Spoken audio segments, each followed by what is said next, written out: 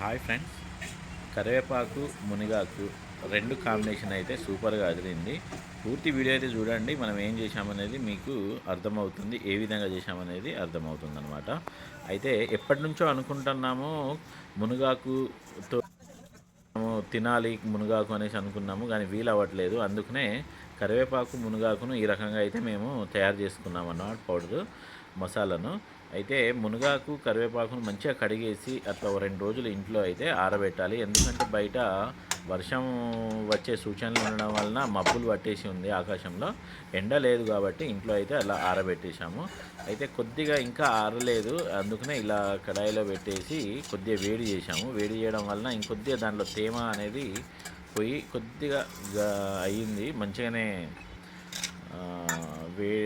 వేడిలో అయితే బాగానే ఇదైందనమాట. తర్వాత ఒక ఎండుమిర్చిని కూడా అలా చేసుకోవాలి, ధనియాలు అవన్నీ వేసుకొని మంచిగా ఏం చేసి మిక్సీ పట్టాలి. ఇప్పుడైతే ఇంట్లో మిక్సీ ఉంది కాబట్టి ఇంట్లో మిక్సీ అయితే పట్టడం జరుగుతుంది. మెత్తగా అయితే పౌడర్లాగా పట్టేసాము. పట్టేసిన తర్వాత మిర్చి కూడా పౌడర్ చేసేస్తాం అనమాట. దాని తర్వాత మునగాకును కరివేపాకును కూడా ఒక పౌడర్ లాగా మనము మిక్సీలో అయితే చేసుకోవడం జరుగుతుంది.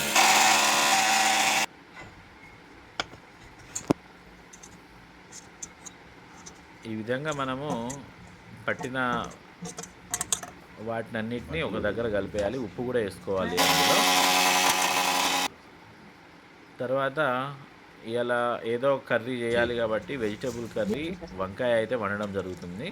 దాంట్లో ఇవన్నీ వేస్తున్నాము. ఇది వరకు మేము ఇంట్లో తయారు చేసుకున్న మసాలాలు కూడా ఇందులో యూజ్ చేయడం జరిగింది.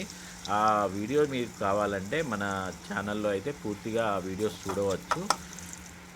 పూర్తి వీడియోనైతే నేను తిన్నాక టేస్ట్ మీకు చెప్పాలి అని అనుకున్నా, కానీ కొన్ని వేరే పనుల వలన నేను హడావుడిగా అది చేయలేక ఈ వీడియో మాత్రమే మీకు చూపిస్తున్నాను అనమాట. కాకపోతే నేను తిన్నా కానీ హైలైట్గా ఉంది టేస్ట్. ఎందుకంటే మనం ఇంట్లో చేసుకున్న మసాలా కాబట్టి సూపర్గా ఉంటుంది, హెల్తీగా ఉంటుంది. మీరు కూడా ట్రై చేయండి. ఓకేనా, బాయ్.